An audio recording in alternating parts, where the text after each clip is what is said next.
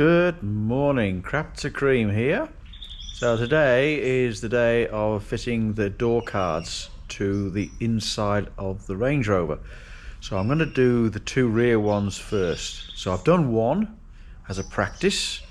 So hopefully this is what the other door will turn out looking like. The door handle is something that I have to work on because it's not as good as I'd like. But as I say, the quality of the door cover repair is fantastic. So I'm starting from this over here. So this is what I'm starting from. So I'm going to clean all this up, put some mastic on it, and then put a plastic sheet on it and cut that to size. And then I'll fit the door card. So one of the things that you have to do when you're doing this, I've found out, is you have to lift the seal up at the top here. So let that go so that the card will go underneath that, and then you can slip that back into place afterwards. All right, so I'll give it a bit of a clean. I'll get the plastic on with some mastic, and then we'll catch up when I've done that. So this is a combination of part one and I suppose part two, really. So put the plastic on, I've cut so the top was easy to line up. Then I've used masking tape to hold it all in position, and I've tried to cut it on the inside of all these where all the trim fittings go.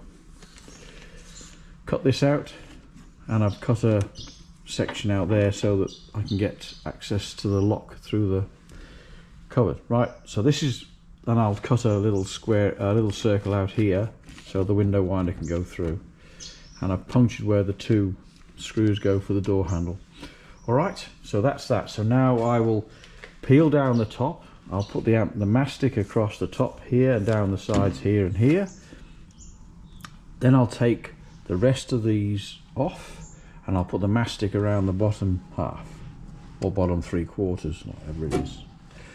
Alright, so that's what I'm going to do next. So here we go. Here's part 3 that's been done now. So the tape has been removed, and I put the mastic all around the edge now. It's mastic, and if you get this stuff on your fingers, then before you fit the panel, I would strongly suggest that you clean every bit of that black mastic that you get on your fingers, because you will get it on your fingers just like you do anti-seize and marking blue and all those other engineering products that seem to find their way onto everything once you touch them. So make sure you get all the mastic off your fingers before you actually fit the door card, otherwise you'll end up with mastic on your door card. Ask me, because I know. Anyway, so that'll do. I'll put the card on now, and then I'll show you what it looks like when it's been fitted. Okay, so let's go. I think this is part 4 now, is now completed. So the door trim has been fitted, and on this side, this screw was an absolute pain in the butt. This one went in a piece of very easy. I'm going to get a new screw for this because that looks a bit dodgy, but anyway, the window works. The window works, albeit a bit stiff, but it works. The hardest thing to do was to get this trim back on the top here.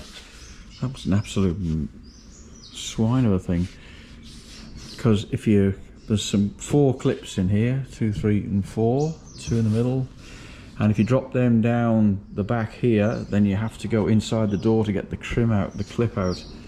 So luckily I had a magnetic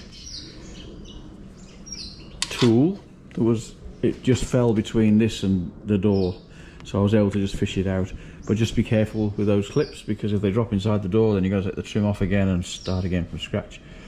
Just got to put the outsides around here, and then that's done. So I've just got the front ones to do now, but I'm not going to do those till the car's off the hoist, because I've given you a bit more room with the door. Alright, I think that's about it. So that's the 2 rear door trims done now, and I'll be in touch.